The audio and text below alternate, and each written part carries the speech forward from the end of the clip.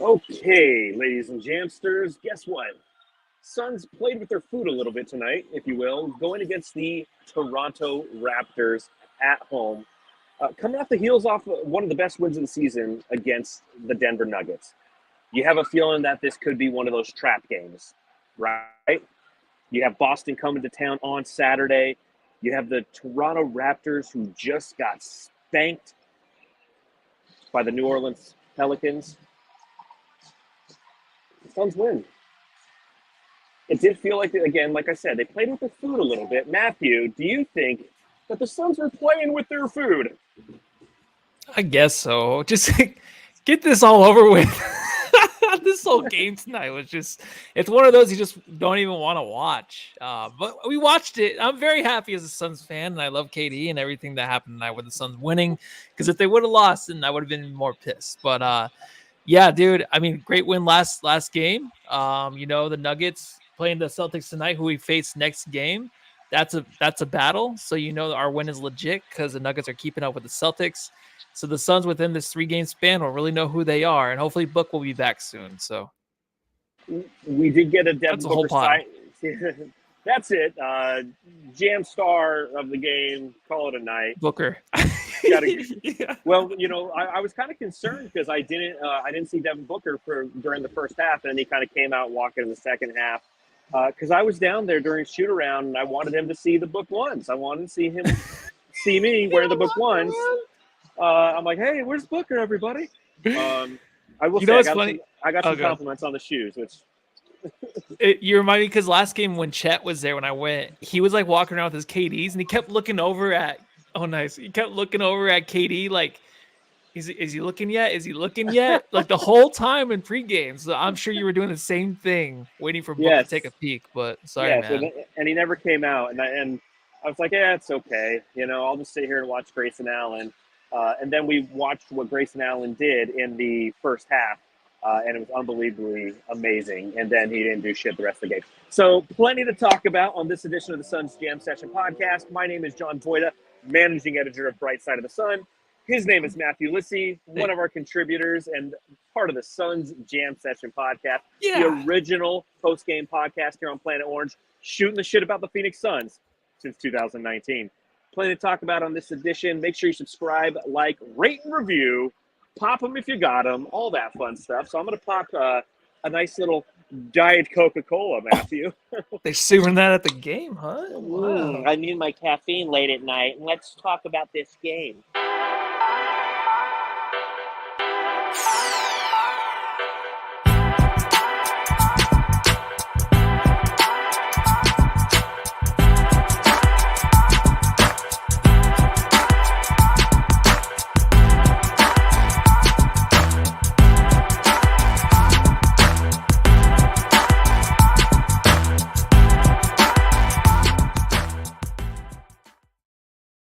Score of 120 to 113, which is kind of funny because I'm pretty sure that the final line was 8.5. And of course, Emmanuel quickly throws the ball in at the very end, gets his 18th assist, and it makes it a 7-point game. So you know that there's somebody out there who was like, what the actual fuck just happened? But let me ask Matthew a question. Oi, Matty. Mate, I've got to ask. So Matthew went against the Raptors. Call it a season against them. We sweep them this season. I guess the question that I have to ask is there anything that you learned from this game, knowing that the journey that lies ahead for the Phoenix Suns is a tumultuous one, filled with potholes and plot twists, Celtics and Cavaliers and Bucks and Clippers, oh my. Yeah, well put. And I think the one thing I learned is really that Eubanks might be a little bit back. He's kind of picking up some momentum, a little bit of juice from this game. In a game like this where you could tell the stars aren't really up for it. I mean, Beal's kind of getting back into things, and KD is just a little off here and there and a little slow and tired. Eubanks is a guy that needs to step up. So I kind of felt like I learned that he might be more of a factor than I thought ending the season and heading to the playoffs. But that could just be my hopes. It was a Raptors team that should have been blown out tonight, obviously, but we're not really a team that should be blowing anybody out, right? We are who we are. We don't blow anybody out. So I don't know why people fucking expect that. So I think Eubanks is the biggest takeaway really from tonight. We are the schizophrenic Suns. And shout out to all the jams who instantly corrected me and reminded me that we did not, in fact, sweep the Raptors. Yeah, that's right. The Raptors is the game earlier this season in which Devin Booker hurt his ankle. That's right.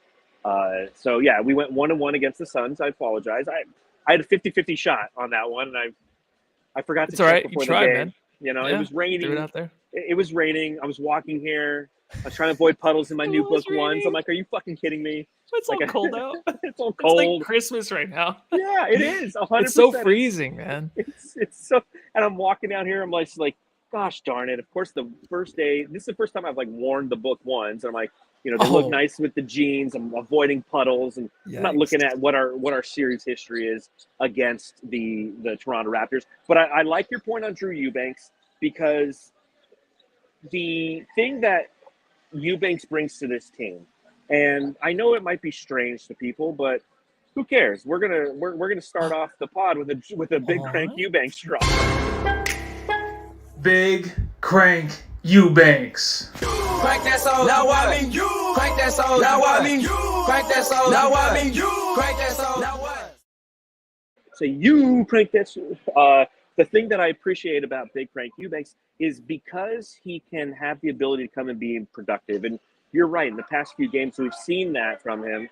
Can you hear those people yelling, "Let's go Raptors"? Yeah. Is that even possible there? Yeah. There's a bunch of them. Are they yelling at you? Are they throwing stuff at you? Oh, no. They're Canadians. Come on, man. Just be like, that's what you do, people. Just so you know, if you're ever driving in traffic, the thing nowadays isn't to flip people off. Ooh, I wonder if that does anything on this app. Nope. The thing to do isn't to flip people off. The thing is to give them the thumbs down. So if somebody cuts you off, don't honk your horn and flip the bird. Just put your hand out your window and give them a thumbs down. It's just think about what that does to people. People are just they're like, oh man, he's not mad at me. He's disappointed. There's your life advice right there. I love that. It's true. I do it now. I do it. People cut me out. You know me. I think everyone's an idiot on the road. Yeah, yeah, I know. And it's one of those things I just never cared about. But I'm the guy that's getting yelled at, and I don't even realize, obviously. So yeah, it's just like poker, right? It's at the very beginning of the movie Rounders, when they say, if you sit down at a table for 30 minutes and you can't spot the sucker, guess what? You're him. That's you. You're like, I never notice anybody driving bad. It's because you're the guy driving bad.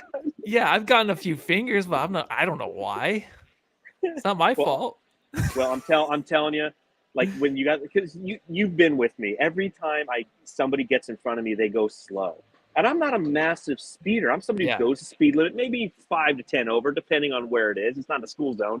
But I'll be going 75 down the freeway, and somebody will get in front of me and they're going 65. It's I don't know what it is about me and my vehicle that make people want to do this, but at the same time, that's what you do, is you just throw a thumbs down to where they can see it, and then just go, oh man, I'm not good. Because they're used to getting probably thumbs down on Twitter or whatever. Or their whole life from their dad and their mom. Life. I'm failing everybody in life. I can never get it right. Yep, and here's another fail, straight from me to you. But going back to the Eubanks conversation, one of the things that I appreciate about him is because he can be effective and play the way that he's playing, it allows Jusuf Nurkic to play a little bit more aggressive, right? We've seen that in the past 2 games.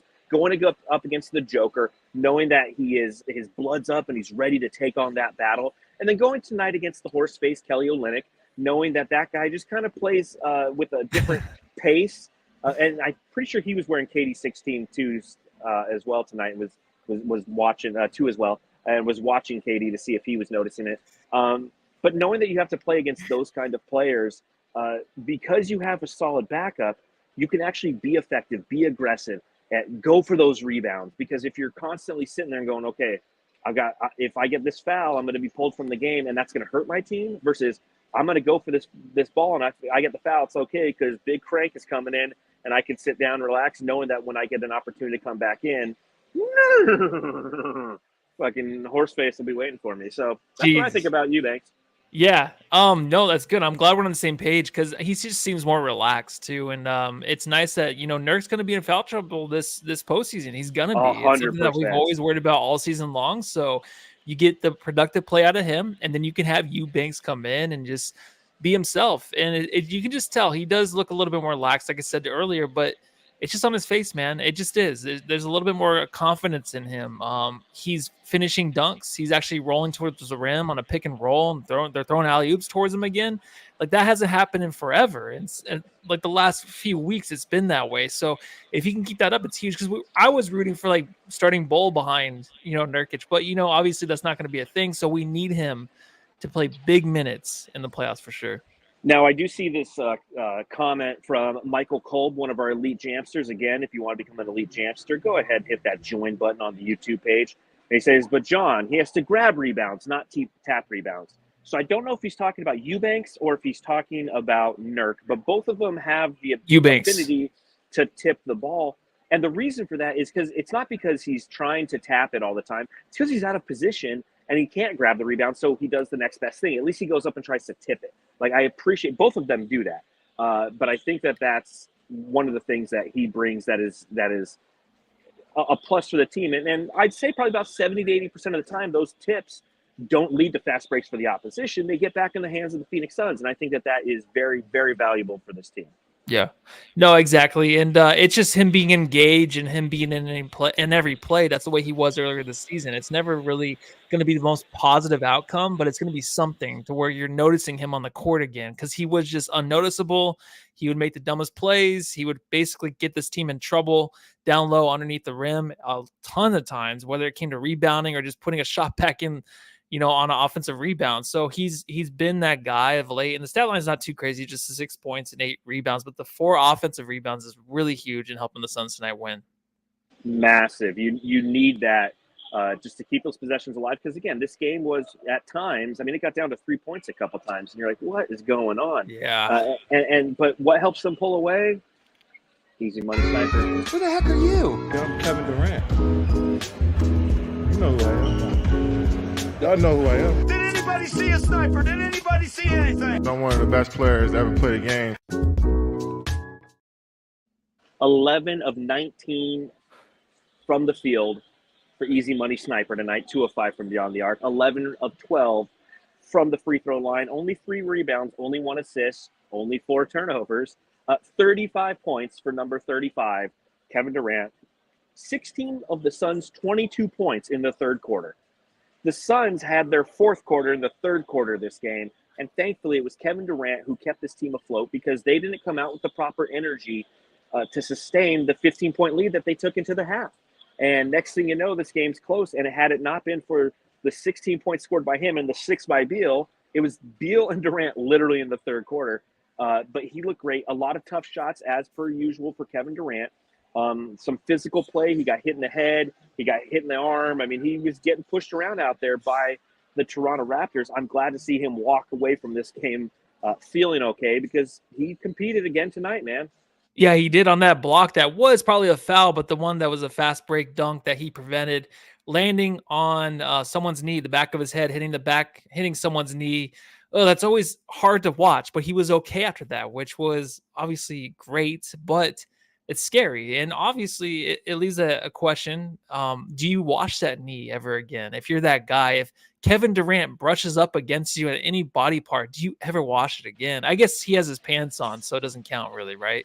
You just never wash those pants again. There you go. Okay, yeah. So not the knee, it's the pants. Okay, I didn't think about that. Let me write that down so I remember next time. If it's flesh to flesh, no, you can't. You cannot. So this is almost, I don't know if you'd call this trauma, but childhood trauma.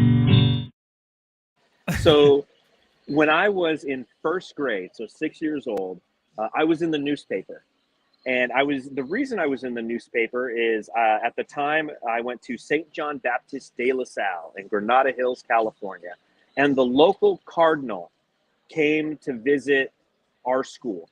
All right. For those of you who don't know, a cardinal somewhere in the hierarchy of the Catholic Church, the Pope's the top guy. The priest is kind of there. Like a cardinal's a district manager of priesthood. I don't know. Yeah. And we got to meet him, and like I shook his hand, and then I was in the paper, and there's a picture of me, and my quote was, "I'll never wash this hand again." Like I just met fucking Elvis or something. My first time ever being in the paper. So Jeez, well, you're that gullible. What else? Nothing else happened. It was just that was it. it was in Just a front of handshake? everybody. Yeah, just That's a good. handshake. It wasn't in the back. I was an altar boy and everything, but I wasn't pretty enough. So transition. Back. Back for Yeah. sure. Oh. Hi, Barbie. Oh, hi, Alan.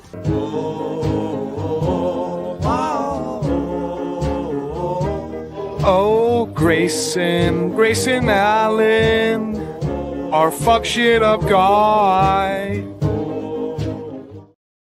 Grayson Allen in this game, 26 points, 3 rebounds, 3 assists.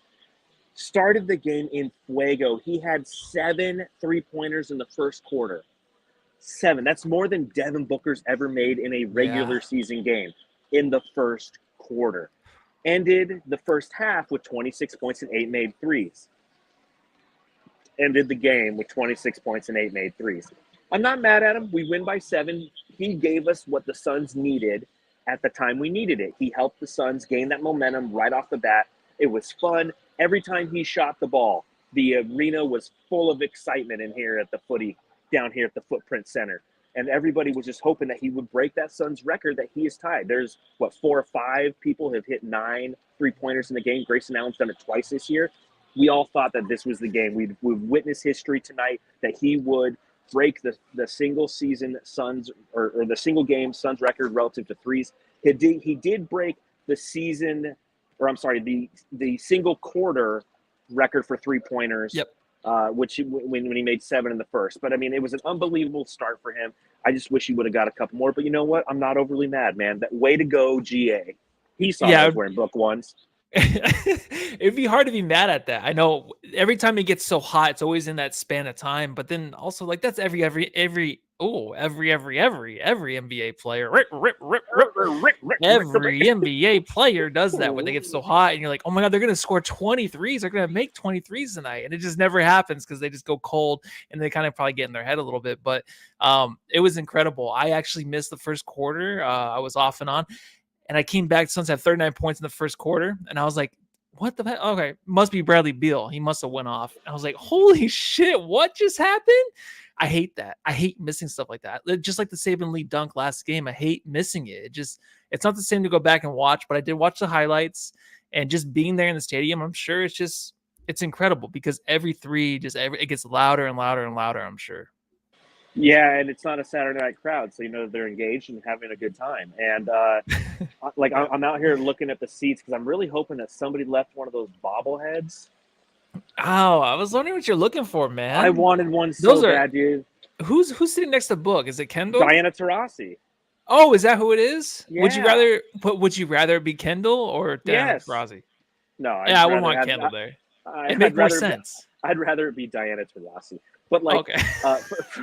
for those of you who follow us on at Suns Jam on Instagram or Twitter, you know, I posted a picture this morning of me kind of showing off the book once, and I'm in my office, and you can see that I don't have anything on the shelf in there. Right? It's a new office that I got. I'm slowly starting to move things in there, but that would have been great to take to the office and put in there. It would have been really cool to put it. And I'm just like, I talked to John Bloom before the game. Somebody gave, like, Tom Chambers gave him one. It's a bunch of crap. If anybody wants to hook up a Jamster, let me know. I would love to have that. Do you want to show him what you got, though? I mean, you got a notebook today, right? We'll talk about the All-Star game later, but I don't know if you're saving that, but you can unwrap that if you want, like your book ones. Maybe. I mean, we could do that now. I don't know what else to do. Yeah, I'm like, no one will even want to watch this game. So the Suns came to me and they said, hey, on behalf of the Phoenix Suns, and they put this in front of me. So let's unwrap it and see what we got in here, ladies and gents. Ooh, paper. Some more paper. I see what they did there. It's some both stuffers. It's both orange and purple. Oh, bra stuffers. Is that what that is? Yeah, so my boobies can look bigger. I got a nice little book here that's imprinted. It says All-Star. Let's see if I get the light on just right. All-Star Phoenix 2027. There's a personalized note in here. It's a penis.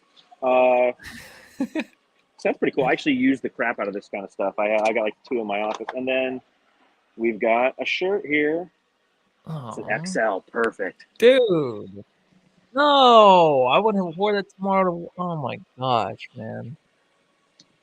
I don't see anyone on Media Row I left was gonna there. say, I don't know. Maybe there's extras. I mean, Palmer, maybe he saved one for me. I'll walk in and be like, "Hey, Matt, got him something for you." I can see it. So that's really cool, man. And obviously, Yeah, that's awesome. that was the big news. So here's the funny thing, Matthew, and you'll appreciate this. Like, I come in, and you walk downstairs, and you hook it to the left, and then you go to where the media room is, right? And standing in line to get food is Palmer, and he's got like a suit on, dude, dressed to the nines. Got the little sun's pin. I just like brushed his shoulder. I was like, "Hey, Schnazzy, looking good," you know. And he's just like, "Yeah, I did it. I did it for you." And then I was out, watching shoot around, and Cole comes by, and he's wearing a suit too. I'm like, "What the?" I'm like, "Oh yeah, they had the press conference today, where Adam Silver's here. Matt Ishbia was here in a suit. Now, granted, he instantly, when I saw him out during shoot around, he was not in the suit anymore.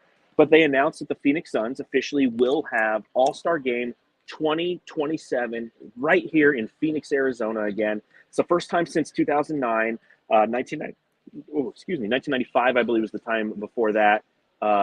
Here's the logo, kind of a basic logo, but I'm not complaining. It serves its purpose, but thoughts on the All-Star Game coming to Phoenix in 2027? I think it's awesome. Obviously, where we're next up after, the Clippers earned it the year before with the new stadium they just Which built. makes perfect sense. Yes. Yeah, and then with the renovations we have, who knows? Ishbia might have this thing go into the sky. Like this place might be a little bit bigger in two more years. So we're gonna who have knows? a levitating stadium. Yeah, the pictures they have where it shows the background of Phoenix behind the stadium, it's not gonna look like that. I'm pretty sure in 2 years. But it is exciting, man. Just make sure, Jamsters, if you're here in Arizona and Phoenix, save about maybe a couple $100,000 to go to this thing because it's going to be expensive. But I was going to ask John, maybe by then, maybe we'll get credentials to the All-Star game. That'd be cool, right? Get in for free. Well, and the first thing I ask some thought is questions. I'm like, you know what? I will at least be managing Bright Side of the Sun for the next 3 years because I would love to go to the All-Star game. So we'll see how SB Nation navigates that. But that would be super excited. And it's fun because we just went through the All-Star game and we talked about how boring the game is and the festivities, yada, yada. It's different when it's in your backyard. It's different when the events around it are in your home city. And it's exciting. And I can't wait to see, where we are as a franchise when that happens. And hopefully we get a couple players in there. Devin Booker's going to be what, like 30 when it happens? Kevin Durant's going to be 47. 40. Yeah, 47. So it's gonna be interesting. So a total another side note. Do you know what is the most exciting thing about this Sunday, Matthew? Is it Easter? Or no? It is not. It is. Oh, not it isn't? Easter. Okay, I thought I saw Ashes a little bit ago, but maybe that was different. You did see Ashes a little bit ago. Easter is the 31st of March this year. It's an early Easter. Okay. And So do you know how Easter is predicated? I'm sure I've told you this. Like Christmas is always on December 25th, right? Yeah. Okay. Why is Easter never on the same day? Because God died different days. You know what time it is. Trivia time. So Easter is predicated. It is the first Sunday after the first full moon in spring. Spring starts on the 21st or the 22nd of March, depending on the year. And whenever there's a full moon, if it's on a Tuesday, the next Sunday, it's going to be Easter. So yes, Easter is all predicated on the moon. Well, if you believe in the moon and you think it's real, I guess we have to. No, I'm just joking. That flat moon up in the sky. Yeah. No, a couple Jamsters got it right. John Tran got it right. Daylight savings is this weekend. So what does that mean, Matthew? Another hour and a half for New York, and we stay still. We stand still. The key is we have no more 8 o'clock fucking games. But then also we have the 4 o'clock games next week, East Coast trips. I don't know how that's This is work. true. They're not 5 o'clock anymore. Yes. I was looking at schedules like 4 o'clock, 4:15, or 4:30, 4 o'clock. I'm like, okay, well, I don't know. Hey, beats in Australia. That's like 3 a.m. for them or something. Yeah, so that's true. Yeah, not complaining, just saying. That's me. But I do love it when we go Hunt Star 05. Jesus was into astrology. That's what I always wondered. Yeah, must have. If you Very really funked get out. if you really get into it, it's like the harvest was always the spring harvest is always celebrated by the pagans, so the church had to kind of take it over and make something their own around there to kind of and then demonize the pagans for worshiping the fact that like the moon, like no, the moon, Jesus, he rose again after 3 days. He took a weekend off. I got some for your studying to do sins. tonight. Yes. So and then the Suns game. Yeah. Yeah, the Suns game. Yeah. What else you want to talk about? I mean, were we talking about Kevin Durant? We didn't even talk about him, did we? Yeah, I did a little bit. We were talking about Kevin Same Durant. shit. I will say this, Jamsters, if you're listening to the pod, continue to watch or continue to listen. If you're watching the pod, I'm going to just start packing up and going. You're still going to hear me just fine, but you might see me packing up. I'll be walking out of the stadium, headed to my car because I just feel like I don't feel like sitting here up in media row all night. You know what I'm saying? There's a bunch of kids out there on the court. They're shooting. I don't even know what's going on down there. That too, like there has to be one night where like the media goes down there and plays like a pickup game, right? There has to be something. Because honestly, like every time I'm sitting there doing the pod, I'm watching them play ball, and I'm just like, there has to be a time when we can all go out there and play, right? And then like tear my knee up somehow. Oh, John's all frozen. Gives a fuck. I used to do this all the time. I always just dropped out of the pod. So let's talk about Bol Bol, baby. Michael Cole, Bol Bol. Let's play his drop. I was not prepared for this. 1 second, everybody. Where's Bol Bol, motherfucker? Bol. No drop at all. All right, so Bol Bol tonight actually had 11 points and 7 rebounds. 8 rebounds, actually. 1 offensive rebound. From what I'm seeing from Bol Bol tonight, good minutes. It's okay. But the one thing is the 16 minutes. So I'm actually thinking that the Suns should bolster that up to 20 minutes per game. If you're not with me, let me know in the chat. I just think there's something there. There was a possession early in the game where he took this dumb 3 or this 2 in the corner. He pump faked the 3, went maybe a couple feet up, and he just launched this 2 about 20 feet, and he bricked it. But the thing is, the next possession after that, he kind of rebuilt himself. He didn't just kind of settle for those shots. He was doing more. And what EJ said tonight, too, about how he dribbles the ball and you never seen anything like it. I mean, there is a guy named Wemby in the NBA who does things like Bol Bol, but better. And Shaq earlier in the season did talk about Bol Bol being like Wemby. I can kind of see that. I can kind of see how he can evolve into a guy like him, not to the better level, maybe like a C or B player compared to Wemby. But what Bol Bol is doing right now is he's building on a lot from earlier in the season, but also he has to get those minutes, right? He has to. Like Michael Club says, Bol Bol has been awesome for a while now. It has been very consistent. There's a few games here or there where sometimes I'm like, okay, when are these minutes up? Yeah, I don't know. I don't want them to go away. I want them to be consistent because if we didn't see what we've been seeing from Eubanks, I think tonight or this season, ending the season, heading to the playoffs, we'd be kind of screwed backing up center. So let's see. Wait, where's John? I don't know. He disappeared. He got kicked out. No, he's actually leaving right now. He'll be back on a little bit. He might be heading down to the court to play some pickup games. And he just left me here all by myself. Let's talk about this dude really quick. Mr. Lee, you are cleared for takeoff.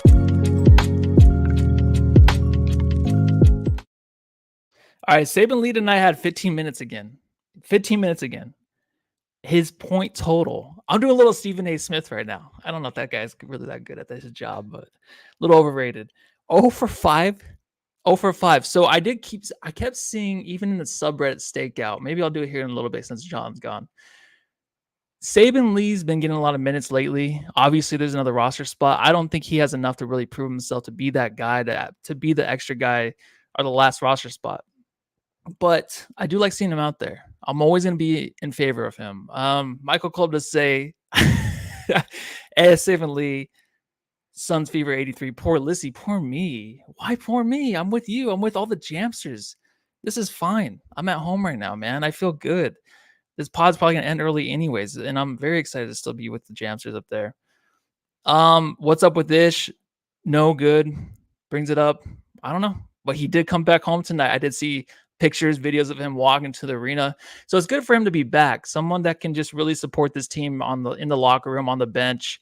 Probably not going to get a lot of minutes, but Saben Lee is probably going to still get a lot of minutes until they figure something out. Like Chris Haynes says, the Suns are going to go out and get somebody to help this team. And it might be a point guard, it might not be. But to me, I think Saben could still contribute in these type of games. Big games like Saturday against the Boston Celtics. I don't know. We'll see. But John Tran does say, Saben, we can have better, but he's all we have. Exactly. That's one point well said, because we have nothing else right now. We have nothing else. And I'm just going to do this thing right now. The Suns Jam Session Subreddit Stakeout.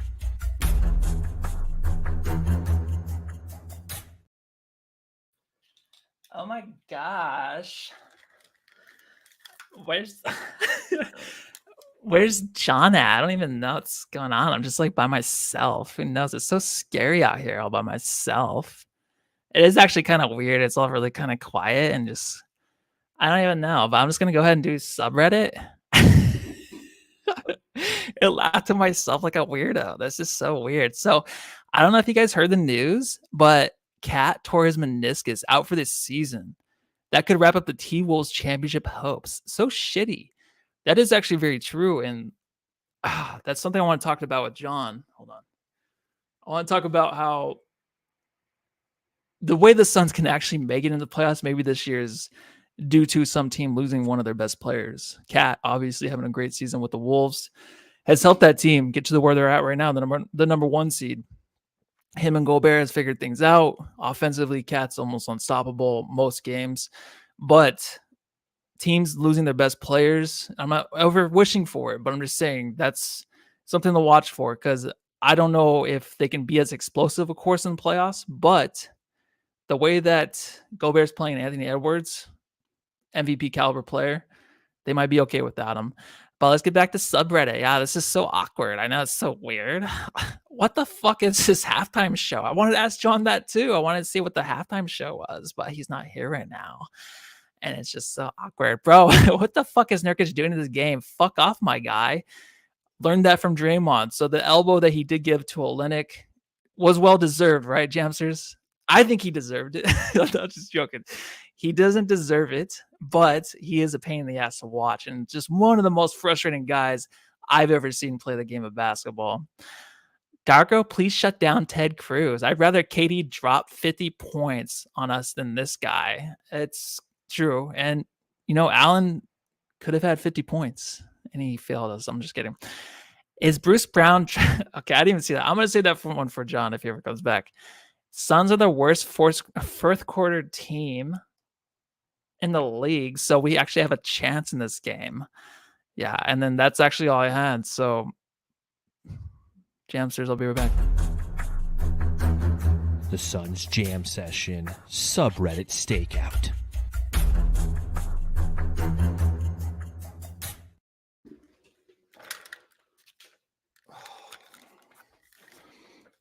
All right, I'm back. What else did we talk about? You're all still here? The fuck is going on? All right, so I wanted to talk about... Got hair all over me. The one game I don't take a lot of notes in. All right, so who do we talk about, guys? I'm back. I don't know what just happened. The subreddit was not that good. With John not being here, it's just not the same. With him not being on the pod, it's never the same. But I don't want to talk too negatively about anybody, really. But there is one guy that, you know, luckily we have Grayson Allen. Luckily we sometimes have Royce O'Neal hit big threes.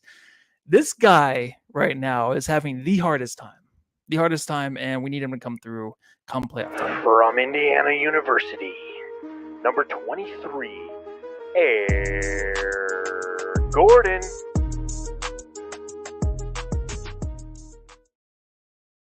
All right, Eric Gordon tonight, he did have 23 minutes played, 5 points, but he was 1 for 4 from 3. So watching him play is one of the hardest things, because I do focus on him a lot during the game, and you can just see him kind of struggle with, should I shoot? Should I not shoot? That's one thing that should not ever enter his mind. It should always just be shoot. And when he got here, that's all he was supposed to do, right? Is score. He mentioned it earlier this season and with the media. He mentioned it like he's here to score, but he's not coming through, man. So like the last few games he's played against the Thunder, he did have the 15 points, but before that, the Nuggets, he had 4 points. The Raptors game, which is tonight, he had the 5 points. But I wanted to say that the whole Nuggets game. Hey, John's back, dude. Sorry, I'm trying to pick stuff out of my fingernails while I'm trying to talk and figure out what the fuck to talk about. Oh, what do you want to talk about? You missed Subreddit Stakeout. Oh, I know. Actually, I had a question about Bruce Brown. Was he wearing something weird on the sideline? yeah, dude. He was a cowboy. Like, yeah, it looked like he, like when you got like rookies and such, how they haze them and make them dress like dipshits. Yeah, is that what he looked like? He dressed like a dipshit tonight. Okay, but what I was actually bringing up to was Eric Gordon, how just complacent he looks on the court. And obviously, he had to go pee. He had what? He had to go pee. He had to go pee? Yeah, in the fourth quarter, they pulled him out of the game, and I saw one of the assistant coaches like, hey, he's got to go to the bathroom. Really? And then he went to the back. I was like, oh. And then that's what that was. Did he go to the bathroom that we all use down there? I don't know. Okay. Because what's funny, and no one's going to believe me, but I swear I peed next to Frank Vogel right before the start of the second half. I swear. And like, honestly, that would have been a real honor. I've peed next to greats like Tom Gugliotta and Rex Chapman. But Frank Vogel having to go pee right before the second half, that would have been awesome. But I didn't get a real good look at him, but he was wearing Frank Vogel stuff, same height, all that shit. I should have looked at him dead in the eye. Did he not make an adjustment while he was taking a piss? He started peeing on the floor and he just started. Yeah, I think so. Yeah. What else you got, John? Are we ending this pod early or what's going on? Well, first off, hold on. I just got to my car. I want to get in my car. I want to give a shout out. Hold on. Oh. So, gotta get my keys out of my bag. I literally had to turn my phone off and then on. It went dumb on me. No, mine did too. Remember? Yeah, it's ridiculous. Yeah, I don't know what it is. I have a hard time up there now. Well, it was fine until I closed my laptop and all of a sudden, boom, everything just like ended. Yeah, it's all right, man. I mean, I did that to you twice. I went through a few things here, there, talked about Bol Bol. Like, that's my go-to. If I'm left alone in the streets and someone just bails on me, I go straight to Bol Bol. Eric, I'm talking Bol Bol tonight, baby. Hold on a second. Let's do this. Start this bad boy up. Preparing us for something? No. Get comfortable. My sciatic nerve. I thought you were like, I thought you had something for us or something. No, so what I wanted to do is I wanted to see if I can put this up here. That works at all. Do that. There we go. Take out my AirPods. Well, I wanted to give a shout out to one of our listeners. Where's my fucking iPod case? Fuck me in the goat that shit. Did I fucking leave my iPod case up there? Dude, I hope not. I've done that like 2 times. I'm digging. Hold on a second. This is the worst podcast. This is probably, well, it's all right, man. And someone did chat, Dagoon, John in the back rooms. Yeah, I don't know, question mark. John in the what? In the back rooms? I don't know what that means. No, I'm in the I think parking that's garage, where people do homies. drugs. I'm in the Yeah, parking the back garage. rooms, we're not allowed there. That's where the players go. No. I wanted to give a shout out to Jonesin since 80. Some of you who watch the pod on a regular basis on the YouTube channel, you see him in the chat. He's got some funny comments and whatnot. And I was walking around pregame, and all of a sudden I hear Voida. And I turn up behind me, and there's Jonesin since 80. He's like, hey, man, came down from Flagstaff with the fam to watch the game, and, says he loves the pod. And I appreciate, one of the fun side things about doing this, obviously, is the connections that we make with everybody who's watching and listening. That's what makes this fun, is to know that we're not alone in our fandom, because at the end of the day, that's what we are here at Brightside and Suns Jam, is we are fans. So to hear from one of the people who actually spends a little time just like yourselves, it's awesome meeting the Jamsters. I'll tell you this, folks, if you ever see us out at games, don't be afraid to say hi, man. I love talking to people. Matthew loves talking to people when they're in the bathroom. So if you're in the bathroom, No, I keep it quiet. I just do the like the white guy thing where you walk by people go. The head nod. Just the head nod. Yeah. Little head noddage. What else did you have from this game? What did you talk about? Bol Bol. You know what's funny? Yeah, you know what's funny is like this is the game where I just had subreddit really. The only other thing was the third quarter within the 7 turnovers, and you're like, oh shit, here we go. Like KD's kind of throwing the ball out. Dirk had 7 turnovers this game, which is fucking insane. Like that, I didn't even realize that until I looked at the box score. But you know, I think that third quarter, a lot of those turnovers on Nurk's behalf were potential fouls. It's not like he was just throwing the ball to the opposition. He'd have the ball and you'd have 3 guys swiping at him down low, and they wouldn't call the foul. Never gets called. And and a lot of his hands in the air. Him and KD had their hands up in the air a lot, kind of asking for fouls throughout this game. And that was one of the issues in the third quarter. And that's one of the takeaways that I have from this game is, and kudos to the Suns for doing this, is they had a moment where you could see that the officials just were getting to them, and they were like, you know what, nothing's going our way relative to calls, and they locked in and just focused on their game. And I appreciate that, because we know how it gets once the postseason begins, and we know how it gets with this Suns team, how they get a little touchy-feely. They let the officials get into their heads a little bit, and there's bad calls on both sides every night. It happens all the time.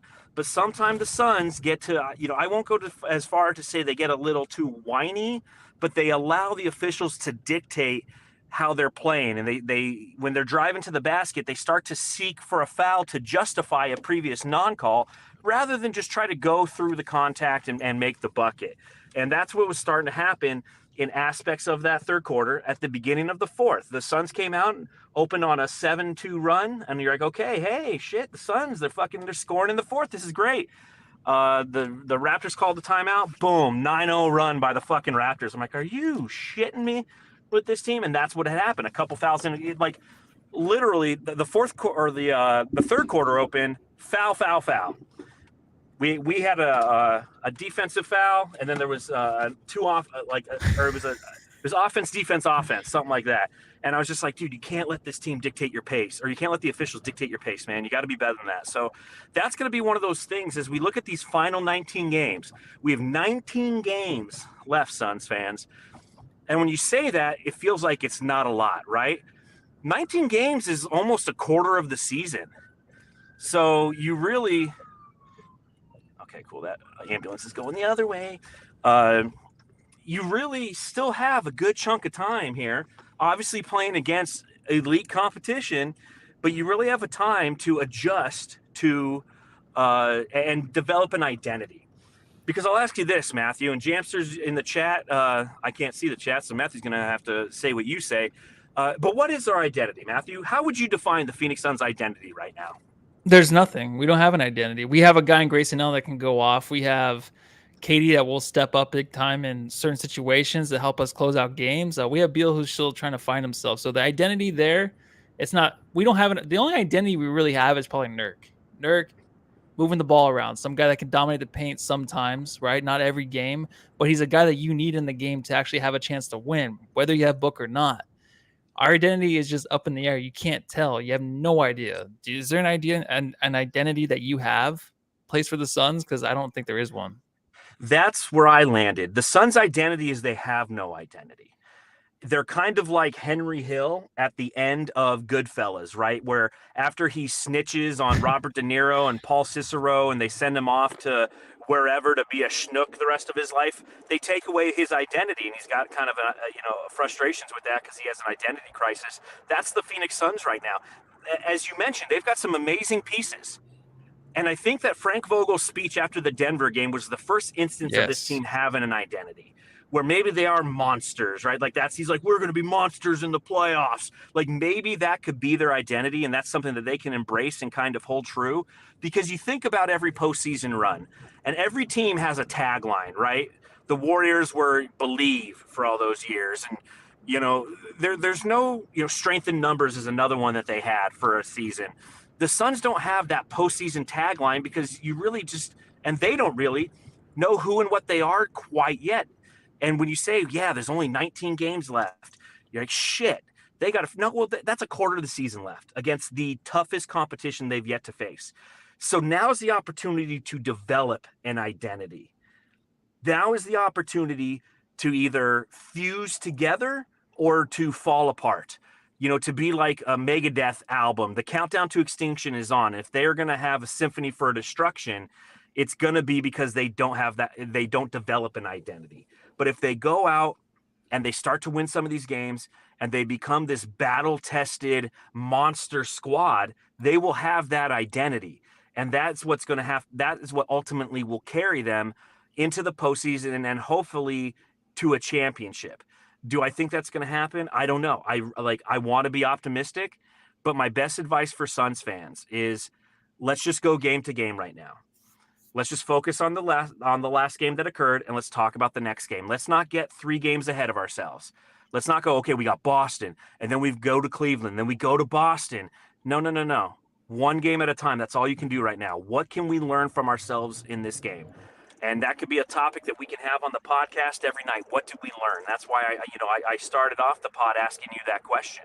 And the thing that I learned tonight in watching this team is when they were starting to get frustrated with officials, they kept their head, they stayed focused, and it led them to a victory. A 7-point victory against a not so great spot or great team, but a victory nonetheless when they're in a spot where they need every fucking win they can get.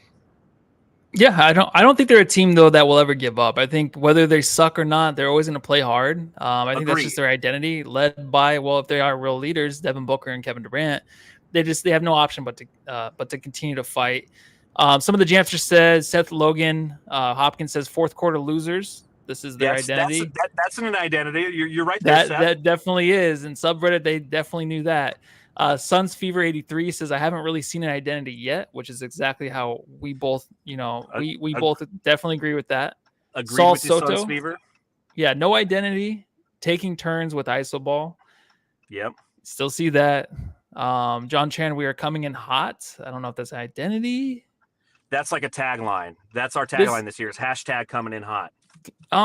Yeah, but that's like the Suns official tagline. I don't ever want to hear taglines on this pod ever again. Huntstar 05. Joking. Sorry, John Tran. Huntstar 05. Suns are a sleeping giant. So yeah, that's exactly it. We are monsters. And the best thing from that is when from that speech, which was awesome. Usually I don't care about that shit, but he really spoke to really the defense getting better, and after the All-Star break, how they have improved. And he has to continue to pump this team up in that way because he has no other option. And they're always going to continue to fight, like I said, but they have to form the identity within when Booker comes back with a couple games. Like they have to get back to that, and Booker has to go to the next level for them to even have a chance. No God says best album, great reference. Shout out to you, John. Thank you. On that one. Yes, yeah. I love my. I used to be obsessed with Metallica and Megadeth, man, and that Symphony for Destruction song on Countdown to Extinction was it. Yeah, I agree, and it was great to see that speech from Frank Vogel. It really was, because we haven't really had a lot of that from him. We've had a lot of smoke and mirrors with Frank because he's had to try to talk about injuries and when guys are coming back, and he doesn't seem to be the great motivator. He just kind of seems to be a nice guy who tells you what you want to hear. In the press conferences, and to see him, say the word ass twice in back-to-back sentences, I was highly impressed. It's like, okay, this is what we need to see. And you are right, Matthew. This is a team that will never quit. Because you have Kevin Durant, because you have Devin Booker, they're not the quitting type. So they will always continue to come at you. The goal is to put yourself in situations to where you're not having to talk about quitting, to where they're competing to the very end, to where they're not getting blown out or just being dominated in multiple fashions, and to not hurt themselves as much as they have this season. If there is any identity, it's somebody, you ever seen Cheddar Bob? Maybe that's our identity. They're a bunch of, it's Cheddar Bob. They shoot themselves in their own leg. Because that's what they do. They're a good team when they don't turn the ball over, but when they turn the ball over, they shoot themselves in their own leg. I'm going to put that in my article tomorrow. Because the reason I bring this all up is I have an article coming out on Brightside tomorrow talking about the Suns' identity with 19 games to go. So all the stuff I said is going to be in that article. So if you'd like to read my articles, you just got to fucking preview. Yeah, it's tough to be this late in the season, but I did mention in subreddit that Cat did tear his meniscus, so it's likely he is done for the season. Yeah, there's opportunity there. That's what I was saying. It's bad to say, but I was talking to my friend David. The other day we talked about who the Suns, who do they have a chance against? It's basically I feel like they can beat anybody but maybe the Nuggets and the Clippers and the T-Wolves. The only way they have a real shot this year is if there are injuries. Maybe they find themselves there like the Raptors when the Raptors won 3 or 4 years ago. That might be the only chance they have this year to win a championship, which is bad to say, but that's just the way it is. I feel like. Did you see that block that Anthony Edwards had? Yes, it was a game-saving or game-winning block, right? Dude, he hit his head on the fucking rim. That was nuts, dude. I thought he got hurt after that too. That's the way he came down and everything. That was insane, man. Holy that was the best shit. block of the year. My God, that was insane, man. I mean, the Wolves are a formidable opponent. Obviously, losing Cat's going to really, really hurt them. I'll tell you what's here. So here's a funny anecdote from tonight. At halftime, I go downstairs to get a hot dog. And then on the way downstairs, I take the elevator down, and I get in, and it is an elevator full of Raptors fans. The whole thing, the way they're talking, they're all Canadian, and they're like, "Oh, look at this guy, he's got media credentials, Ooh, we're in with a hot shot in here, And I was like, "No, man." And then I turn my back to them because that's what I do to Canadians, and I hear them start talking about the game. And remember, we were kicking the shit out of them at halftime, and so they were looking to go down, or they were looking to go up to level 2, but we had to go all the way down to 0 first. So we go all the way down, and then right before I get off, they're talking about like, man, it'd be really nice if we could get back to this game. It's not going to happen. We suck. And it was like poetic. Like the elevator door opens to level 0. I take one step off the elevator. I turn around. I go, "You must not know who the Phoenix Suns are." And I walk away. And then obviously, they come back, and I was just like, it was anecdotal. Yeah, it was kind of like the Raptors themselves too. Were like, wait, hold on, we shouldn't be winning this game. And it's one of those games where it's like, well, luckily we played the Raptors, and luckily they missed some big shots in the end, but they were just kind of scared to get any closer to the Suns or take the lead. That's what it looked like. Well, they didn't have the talent. I mean, that's what it comes down to. No, they don't. But they had the opportunities there. Gary Trent just going off and then quickly, obviously, he missed some shots. He got hot, but not hot enough. He does, yeah. Even Eddie said that on the broadcast. He's like, this guy always is going off. This is always the thing. He's always scoring on the Suns. Gary Trent fucks us every time we play him, man. It's so annoying. And Emmanuel Quickly, that shifty little bastard, 21 and 18 tonight. Is that what he had? 18 fucking assists. 18 assists, Lord. Dude. Now, granted, he cherry picked the last one, but still, man, good God. I know, man. Anyways, you want to do the Jam Star? Doing Jam Star right now. Star of the game. Great minds think alike, John. Oh yeah, I'm driving, so it's great. This is great content for all of you who are watching for the first time. All 3 of you. You're like, what? Yeah, sometimes you can't hear the drop, so I don't know if you heard it or not, but yeah. I saw it when I looked down. I nearly took out 5 cars, but I saw it. Oh, you're like, Jam Star time. I'm like, Jam Star, oh shit! I'll give it to Grayson Allen. I give it to Grayson Allen tonight. I'm going to give it to Grayson Allen in the first half and KD in the second half. Okay. Because Grayson Allen was the offense in the first half, and then he did nothing in the second half, and then KD stepped up in the second half. And that's why I decided to go that route. Salsa says Allen, Guns Fever 83 GA. No good. Says 35 for 35. That's my Jam Star. KD, obviously. Hell damn guy, huh? For sure, Grayson. Seth Logan, Hopkins, Grayson, Kip, Allen, Michael Kolb, Eubanks, and KD and GA. Wow. Got a threesome right there. Lazy Squatch. The Suns need a goon. That's not a Lazy Squatch. Oh, Grayson Allen. There's your answer. That's awesome, man. John, or if you're not a man, sorry. John Tran, Grayson Allen is my Jam Star. KD jam finisher. I like that. Oh, sorry. Grayson Allen is my jam starter. KD is my jam finisher. Just like you were saying, John. Hell damn guy, Grayson Ayton. That makes sense. And then David Ray says KD is my pick for jam star of the game. Sweet. All right. Well, let's talk about the next game, huh? What's the score of that Boston-Denver game? That's still going on, right? Yeah, it is. There's 20 seconds left. The Nuggets are up 113 to 109, and the Celtics are about to implode. As you know, Bill Simmons has been talking them up a lot, so they're gonna implode and probably end up not doing anything in the playoffs. And we have a chance to beat them. Shit. Oh, I'm excited for that game. You never know. You never know. How do we win? Know. How do we beat this team? How do we beat this team? We stay focused. I think that's the biggest. Like, we've talked about it, especially recently, and we've seen it in which games when we play lesser competition like tonight, right? Can you pull up the turnover numbers? How many turnovers did the Suns have tonight? They have 14. I think they had like 12 entering the fourth quarter, 13. And or how many like points off turnover? Because I know that number was high. Oh, I don't have that in front of me. You have ESPN? Yeah, ESPN doesn't have it, do they? I think it does. It's right under turnovers, under team stats. Oh, right yeah, under turnovers. 27. Yeah, 27 off at 14 turnovers. That's a lot of fucking points off turnovers. Oh, 16 total turnovers, too. So I guess it didn't refresh. So 16 then 27. That's not good. Okay, now when we played the Rockets and we beat them out of, we played 2 games against them. In the game that we beat them, we had a bunch of turnovers, but we didn't allow points off turnovers. When we played OKC, we had a bunch of turnovers, and then they scored a shit ton. If we had not allowed the Raptors tonight to score points off turnovers, guess what? We blow them out of the water. My point is, when you play a team like the Celtics, they will capitalize on every turnover you make.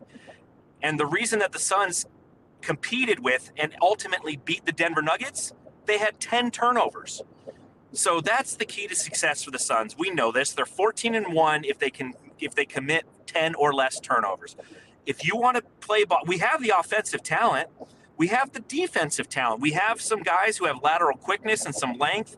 We can match up against them in theory if we don't turn the ball over. What also makes Boston very, very tough is their second team unit could probably beat the Toronto Raptors, could definitely beat the Pistons and the Spurs and the Rockets, like a bunch of low-level teams. Their second team unit is that good. So the challenge that the Suns are going to have to do is take care of the ball and match their depth, ensure that their bench production is limited. So that means Yusuf Nurkic, you're going to have a good game. You're going to need Bol Bol to give you some points off the bench and play a little defense. Can we beat the Celtics? Absolutely we can. We just beat the Nuggets. Like, the Suns can beat anybody. Will they beat them? That's a whole nother story. They can't cheddar bob themselves, man. They can't shoot themselves in the leg against a team like the Boston Celtics, or they will end up in a rap battle against Eminem. And Eminem versus Cheddar Bob, no one wants to see that, man. So you're saying Bol Bol needs to go head-to-head with Porzingis and win us a game. So I'm seeing that. Stop that. That's going to happen. What was it, Bol Bol versus Chet? Like, you were, so wet for that, and it never happened. I thought Nurk was out. I thought Nurk was out of the game, and then I right after that I found out he wasn't. Yeah, but even if that's the case, Bol Bol is never going to be a backup 5. He's a backup 4. That's fine. When Bol Bol experience in my head. That's fine. But this is the thing with Bol Bol is the thing is with his players, people keep saying you can't do this, he can't do this. I think he can, and I think it's going to happen eventually. So. Well, pull up the basketball reference page for the Phoenix Suns. How many minutes has he played at center this year? It's not. 2. I know. It's not even. No, they do it in percentiles, not actual minutes. They go, what % of his total minutes are allocated to what position? It says it at the bottom of the page. But it's not even if he can or can't. Vogel won't. Vogel won't put him in at the 5, especially against Porzingis. Porzingis is he's a bad man. Did they end up losing? Did Boston end up losing? Yeah, they lost. So that's another thing too. So if they would have won tonight, maybe they let off a little bit against the Suns. But now that they lost, and that's 2 in a row for the Celtics, they're gonna be looking to win and cream the Suns. And that's 3 in a row, dude. They lost to the fucking Cavs. Oh damn, dude. Okay, well, even more of a reason to come into Phoenix and kill him. And I think that what the Suns can do, I mean, what it's going to show is if we don't shoot ourselves in the foot, I obviously believe we have a chance to win. But like the last 2 games, Beal and KD just need to rise to the occasion and just show that they can be those other guys around Book. Because I'm still not seeing it. I know we won 2 games in a row, and I know they closed the last game, but it has to be consistent through the whole game. It can't be a thing where it's like, will he or will he not? Like it has to be all 4 quarters, and every minute they play has to be that good in order to beat this Boston Celtics team. So, Jamsters, love seeing you, love hearing you, love seeing you, John, love hearing you. Are you there?